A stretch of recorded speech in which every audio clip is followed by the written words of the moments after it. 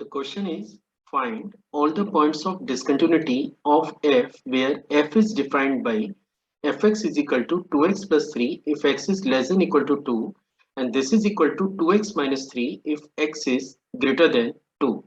So let's see how we are going to solve the given problem. तो चलिए शुरू करते हैं। देखिए सबसे पहले मैं आपको क्वेश्चन के पार्ट को समझा देता हूँ कि ये क्वेश्चन है क्या, फिर अपन थोड़ा कॉन्सेप्चुअल बात करेंगे and then we will start the solving the problem. ठीक है, चलिए शुरू करते हैं।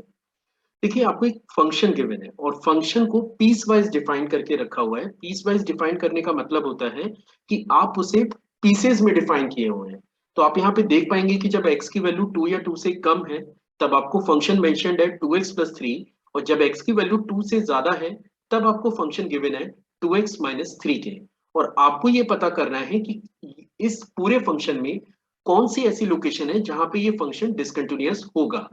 अब देखिए काफी सारे लोग क्या करेंगे कि विदाउट एनी फर्दर डिस्कशन किए डायरेक्टली टू पे इसकी टेस्टिंग करके देख लेंगे। लेकिन क्वेश्चन में उसने ये नहीं बोला है कि आप केवल इसकी टू पे टेस्टिंग करिए, वो तो ये बोल रहा है कि आप एंटायर सिस्टम में आप बताइए कि ये कहाँ कहाँ पे डिसकंटिन्यूअस होगा। तो how we are able to decide it कि only we have to check on x is equal to 2, है ना। केवल 2 पे ही चेक कर रहे हैं, कहीं और चेक क्यों नहीं कर रहे हैं, उस पर थोड़ा सा बात कर लेते हैं।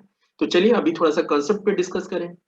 देखिए अगर कोई भी एक फंक्शन है और अगर वो किसी भी एक लोकेशन पे कंटिन्यूअस है, अगर वो किसी भी एक पर्टिकुलर लोकेशन पे कंटिन्यूअस है तो उसका स्टेटमेंट ये होता है कि at x is equal to a, at x is equal to a, function की जो लेफ्ट हैंड लिमिट है, जो राइट हैंड लिमिट है और जो फंक्शनल वैल्यू है, ये तीनों आपस में बराबर होने चाहिए। ठीक है, तो टू पे तो अपने को टेस्ट करना ही है, उसका रीजन मैं अभी आपको बता ही चुका हूं और फिर से एक बार अपन डिस्कस कर लेंगे।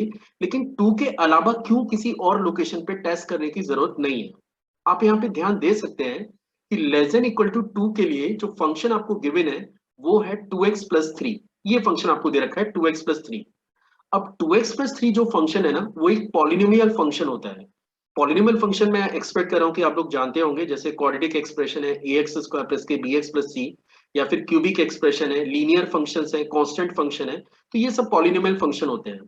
और पॉलिनोमियल फंक्शन का क्वालिटी ये है कि these all functions are everywhere continuous function.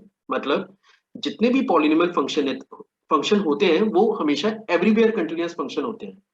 अगर ये फंक्शन एवरीवेयर कंटिन्यूअस फंक्शन है तो 2 या 2 से कम पे भी कंटिन्यूअस होगा, है ना। और ऐसे ही 2 के राइट में अगर आप चेक करें तो वहां पे 2x-3 आपको दे रखा है, वो भी एक पॉलिनोमियल फंक्शन है। और जैसा कि अभी मैंने बताया था कि polynomial function everywhere continuous function होता है, तो 2 या 2 से पहले आपको कोई टेस्टिंग करने की जरूरत नहीं है, 2 के बाद में कोई टेस्टिंग करने की जरूरत नहीं है। लेकिन हाँ, क्योंकि 2 पे फंक्शन अपने डेफिनेशन को चेंज कर रहा है या फिर ये डिफाइन हुआ है, रीडिफाइन हुआ है, तो टू पे जाके आपको वेरीफाई करना पड़ेगा कि टू पे फंक्शन की जो फंक्शनल वैल्यू है और जो राइट हैंड लिमिट है वो आपस में सेम आ रही है या फिर नहीं आ रही है। अब एक और कॉन्सेप्ट है, at x is equal to 2, मुझे फंक्शन की लेफ्ट हैंड लिमिट और फंक्शनल वैल्यू को अलग अलग निकालने की जरूरत नहीं है, क्योंकि जैसा मैंने अभी आपको कहा था कि ये एक पॉलिनोमियल फंक्शन है, एवरीवेयर कंटिन्यूअस होता है, तो 2 पे और 2 के लेफ्ट में तो वैल्यू आपको सेम ही मिलेगी।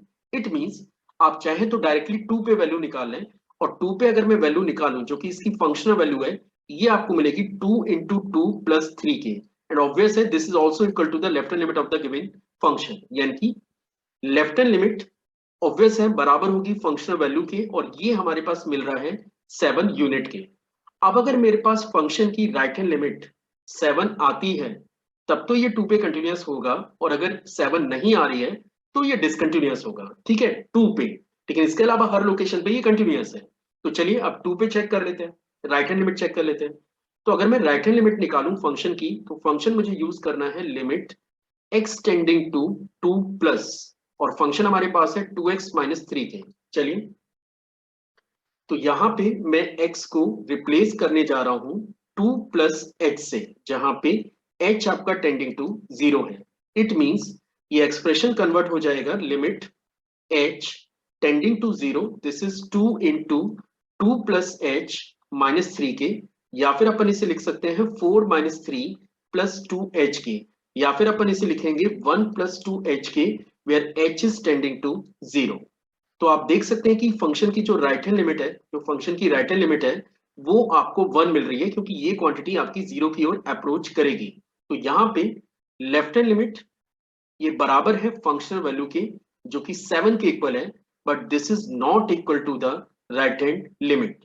तो वैसे तो क्वेश्चन में केवल यही पूछा गया था कि आपको ये बताना है कि ये किस लोकेशन पे डिसकंटिन्यूअस है। तो अगर आपको डिसकंटिन्यूटी क्लेम करनी है तो आप बता सकते हैं कि गिवन फंक्शन 2 पे डिसकंटिन्यूअस है। हाँ, लेकिन अगर कंटिन्यूटी की बात करें तो 2 को छोड़ के ये हर एक लोकेशन पे कंटिन्यूअस होगा। उसका रीजन मैं पहले ही एक्सप्लेन कर चुका हूं, क्योंकि ये एक पॉलिनोमियल फंक्शन है।